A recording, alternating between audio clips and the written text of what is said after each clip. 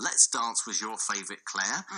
John I'm Only Dancing is one of the favourites of Andy Jones, who is one of the joint editors of David Bowie Glamour Fanzine, and he is on the line now. Hello, Andy. Hello, how are you doing? Good, thanks. Oh, thanks. Hi, Andy. Hi, Claire, you all right? I'm good, thank you. Very great to have you on the show today, thank you. Very much. Well, and what a magazine it is, because Andy and I were just talking off air. The number one issue is on eBay now for $155. Amazing. Crazy. It's sold, actually, at that as well. Oh, well, there you go. Yeah. Have you got a few more in the box? No, because all we do, we only print 1,000. Oh, right. When they're gone. We don't reprint or anything. It is literally a fanzine made by four fans for fans. There's four of us. It's a hobby, labour of love. We don't make a profit out of it. We just do it in our spare time. And we didn't expect it really to take off as it has. But it has taken off. Yeah, it certainly is a labour of love. I mean, how did it all start? Well, I suppose my nephew and I, Nick, talked about doing a fanzine in the 80s, a Bowie fanzine, but then a Bowie fanzine called Starzone came out, which really was a fantastic fanzine, so we dropped the idea really because we couldn't compete. And then when David Bowie died, we sort of revisited it, and we just wanted to pay homage to the man, really, as a tribute to David Bowie. And initially we were going to just photocopy 30 pages and staple them together and get them out, a bit like a traditional fanzine, really. But then Helen Green came on board, and she creates all our covers, and she's an amazing artist, so she does all our cover art. That's a really cool piece of art. A designer called Lizzie Caprell, a very good, very talented young designer. So it's all designed in our spare time. We try not to put too many adverts in. We only put one or two in, and they have to be Bowie related. And when we put issue 1 out, it actually sold out in 48 hours, the first run of it. Incredible. And we're on to, is it number 7 now? We're on to number 7 now, and that sold out in 4 days. We hold a few copies back, simply because some people don't receive theirs, or they're damaged or something in the post. But I suppose we might have half a dozen lying around, and that's it, they've all gone. And how do you approach each episode? Is it each edition? Is it like a joint thing that you kind of have? You come up together with the ideas of what's going to be in it, and how do you get the content for it? Because I'm assuming that there's quite a lot in archives that you might need to fish out. Yeah, it's really strange. What we thought we'd do, we'd simply go onto social media. We would ask fans to email their Bowie stories in. So if you've got any Bowie stories, anybody, David Bowie Glamour at yahoo.com, please email us. And we also contacted some Bowie collaborators. For example, Carlos Alomar, his guitarist, Mike Garson, his keyboard player, Tony Visconti, his producer, and they all agreed to be interviewed by us. Oh, that's great. Which was amazing. And then we contacted some famous Bowie photographers, Scarlett Page, the daughter of Jimmy Page, Brian Harris, all sorts of people. We noticed that Mick Rock is a follower of yours on Twitter. So he is. And we're trying to. He's not easy to contact. It's Mick Rock, but he does follow me on Twitter. No, I know. I was just saying to Rob before. I have a link to Mick Rock because he was my mum's first boyfriend. Oh, really? He was, yeah. And when he produced his last book, and I can't remember what it was, but it must have been 2013, 2012, 2011, something like that. He was in Manchester doing a book signing. He came over to the UK and he did a book tour. And my sister went to see him and queued up to get the book and sort of said, "Hi, could you make it to Carol Morpeth?" And he kind of turned and looked at her and went, "Huh?" So I don't want to freak you out, but my mum is Carol Morpeth. That is very freaky. Well, and they did actually email for a bit. Mick and Mum. They had an email conversation just to kind of check in with each other and say, how are you after all these years and all that kind of stuff. Wow. So I did contact him, but he, So, Andy, but meanwhile, back about himself. I mean, how did you first get into David Bowie then? Well, strangely, that song you just played, John I'm Only Dancing, was the song that absolutely did it for me. I mean, I love Starman and I love the album Rise and Fall and Ziggy Stardust, but he had a bit of competition at that point because Mark Bolan and T-Rex were also massive, and I loved them, and I also loved Alice Cooper as well. But as time went on, when John and Money Dancing came out, I thought, wow, that's an incredible song. How could somebody even write a song like that? And there was an amazing accompanying video by Mick Rock, strangely, that was even better.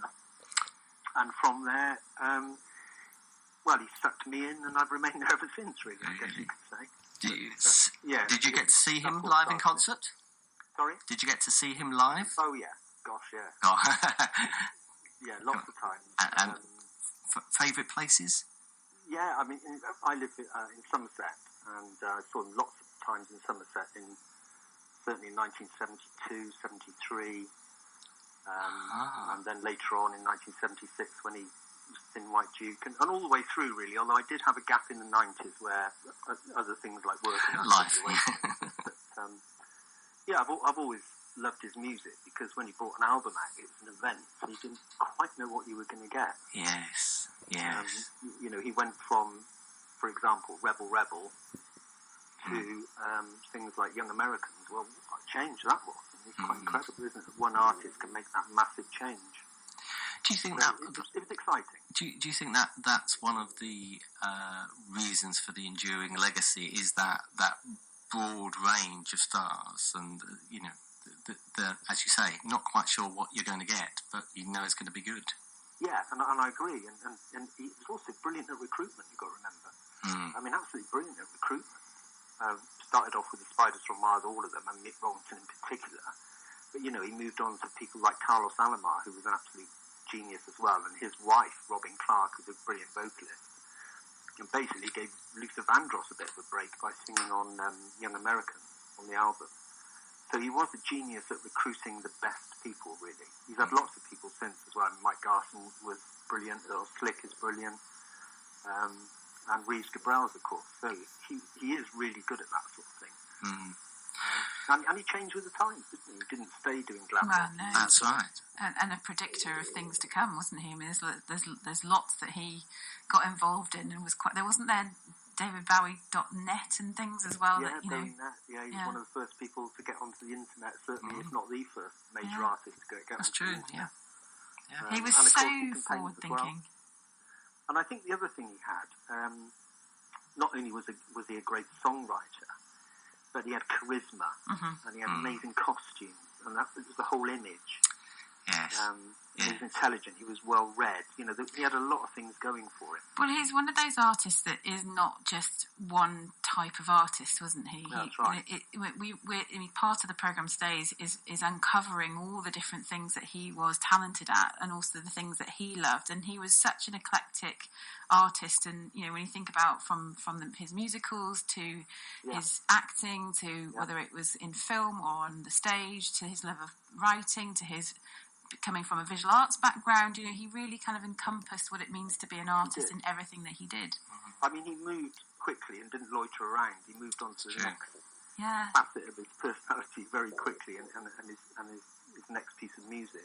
And I don't think we'll ever see his like again. It was such innovation, really. No. And I can only imagine what he would have been like vocally at the moment, in terms of the situation for musicians and all those kind of freelance session musicians and people on tour, and studios and rehearsal rooms and venues. I can only imagine how vocal he would have been about the need to support. When he brought Black Star out, what an album that is. It was absolutely an incredible album, and he recorded quite a lot of songs for the Black Star sessions, at least 15, and we've only heard 10 of them so far.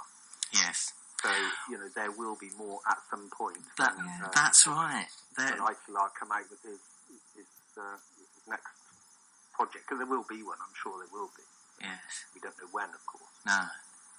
But he's an extraordinary artist, and whilst I do love other artists, Bowie kept me interested. Even in the 80s, when he went sort of the mainstream, if you like, he still kept me interested to an extent. And we use the term about influential artists of 20th century, whether we kind of bandy that about, but it's genuinely true, isn't it? And I guess one of the evidence I would point to is the number of people that got in touch with us when we said we're doing this show with their stories. I mean, it's a bit like, you were saying you put your magazine, you put something out there and say, have you got a story? People have. Yes, they have. Yeah, that's fantastic. I mean, if they can email the stories to us at davidbowieglamour@yahoo.com, that would be amazing. I think with Bowie, when you ask somebody if they like David Bowie, it's very difficult to say that you don't like any of David Bowie. Yes. Mm-hmm. Yeah. I think you may not like every single album, although I'm flat, but I do. You do. But you will like several of his albums, and or also, maybe some songs he's written, like All the Young Dudes. Yes, and I think also because he spanned a number of decades, I think you can come in and out of David Bowie in different periods of your life and in different decades for different reasons. I think that he has that ability to kind of, be timeless in that way. Yeah. Let me give you a challenge, though, Andy. So let's say we've got somebody who's listening to this program who's going, I kind of know of David Bowie, even particularly, maybe younger people as well. Where would you say they should start? So here's something to listen to. That's a tough one. Most people would probably say Hunky Dory, which is an album for everyone. Yes. So probably the popular choice would be Hunky Dory. Yeah, great. I personally probably would go for Station to Station because it's one of my favourite albums. And there's 6 songs on there which are all just fantastic. So I think I'd probably go there. But if in doubt, go Hunky Dory and move on. Start there. Work your way. Very good advice. Andy, thanks so much for taking the time to speak to us today. No problem. Andy has kindly donated one of these fanzines for us, which we're going to give away to the best answer that we've got. Just give us that email address again for people who have Bowie stories to send to you. Okay, David Bowie Glamour at yahoo.com, or you can go onto social media, David Bowie Glamour on Facebook. David Bowie Glamour Fanzine on Facebook, and same on Instagram, and David Bowie Glamour on Twitter. So any of those, but email is probably your best bet. And just to settle an ongoing argument in my head, is it you say David Bowie? Bowie. It's Bowie. Bowie, not Bowie. Well, you're either a Bowie, or a Bowie. I'm a Bowie. I'm definitely not a Bowie. No. There are Bowies out there. But you're a Bowie. I'm as intended, but I do. Obviously, I'm aware that a lot of people say Bowie, but no, I'm a Bowie and always will be. Quite right too. Andy, thanks ever so much. Good luck with the fanzine, and thanks for speaking to us. Lovely. Thanks very much. Bye.